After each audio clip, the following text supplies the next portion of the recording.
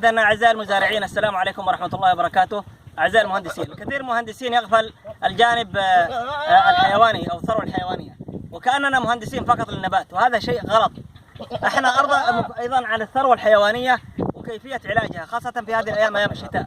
الجميع يعلم بمرض العدوى التنفسية الذي يصيب الأغنام خاصة في هذه الفترة من السنة، ولذلك احنا مطالبين كمهندسين زراعيين أن نأخذ جزء من المعلومات في الإنتاج الحيواني.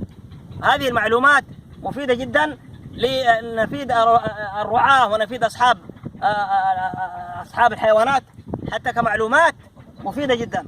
فتلاحظ كعلامة، أول علامة لظهور العدوى التنفسية أول خروج من الأغشية المخاطية للسوائل، هذا دليل على وجودها. وأيضا تسأل الراعي إذا يعني المواشي بالليل تصدر نوع من الصوت تمام، الكحة مثلا، فهذا يعتبر مسبب رئيسي. هذا المرض لا يصلح معه إطلاقا أي نوع من التربية إلا عن طريق المكافحة. طبعا عن طريق المكافحة عن استخدام علاج الحقن اللي هو التايلوزين، ولكن ما نستطيع التايلوزين إلا بعد استخدام الأوكسيجكت 5 والأوكسيجكت 9، وثم نترقى إلى مرحلة التايلوزين، وننتبه للتايلوزين المخلوط مع الهستامين للعشر فإنه ضار.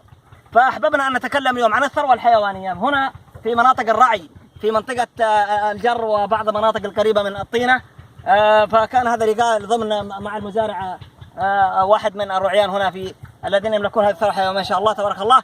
وبلادنا معطاة بلاد اليمن. كانت هذه نوع من توضيح المرض العدوى التنفسية. تحياتي لكم والسلام عليكم ورحمة الله وبركاته.